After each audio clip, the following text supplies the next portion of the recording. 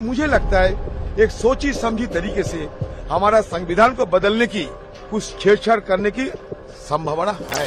मोदी सरकार ने बड़ी ही चालाकी से संविधान बदलने की कोशिश की है। नए संसद में पहुंचते ही सांसदों को दी गई संविधान की अंग्रेजी कॉपी से धर्मनिरपेक्ष और समाजवाद शब्द यानी कि सेक्युलर और सोशलिस्ट ये दोनों शब्द गायब कर दिए और ये गलती से नहीं बल्कि जानबूझकर किया गया है। असल में मोदी सरकार के एजेंडे में ये दोनों ही शब्द फिट नहीं बैठते थे, इसीलिए मोदी सरकार ने बड़े ही शातिर तरीके से इन्हें गायब कर दिया। कल सदन के अंदर ये संविधान मुझे पढ़ने पड़ी। वहां मैं जब पढ़ने लगे तो मुझे ये दो शब्द नहीं मिले, सेकुलर और सोशलिस्ट। नो मैं प्रेम्बल पार्ट में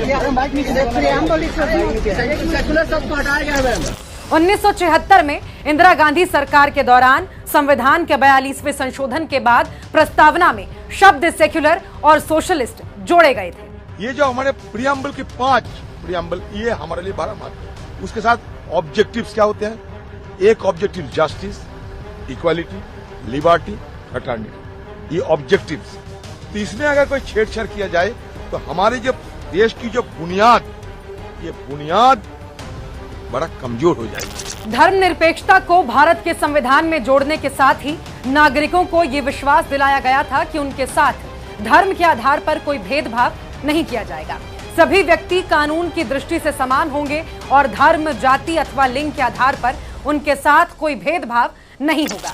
वहीं समाजवाद शब्द संविधान में जोड़ने का मकसद था कि भारत में शासन व्यवस्था इस प्रकार से चलाई जाए जिससे सभी वर्गों को, विशेष रूप से पिछड़े वर्गों को अपने विकास के लिए उचित वातावरण और परिस्थितियां मिल सके, आर्थिक असमानता कम हो और देश के विकास का फल थोड़े से लोगों के हाथ में ना रहकर समाज के सभी लोगों को मिले। लेकिन मोदी सरकार की नीतियों में ये दोनों ही शब्द अड़ंगा बन रहे थे, क्योंकि भाजपा धर्मों को आपस में लड़ाकर राज करने में विश्वास रखती है। देश की आर्थिक असमानता से भी इन्हें कोई लेना देना नहीं है। ये गरीब और आम लोगों से पैसा लेते हैं और अपने पूंजीपति मित्रों को सौंप देते हैं। लेकिन बड़ी ही चतुराई से मोदी सरकार इसे संविधान से हटा देना चाहती थी, लेकिन कांग्रेस के होते ऐसा मुमकिन नहीं है। भारतीय राष्ट्रीय कांग्रेस हमेशा से इस देश में धर्मनिरपेक्ष, समाजवाद और शांति बनाए रखने के पक्ष में रही है।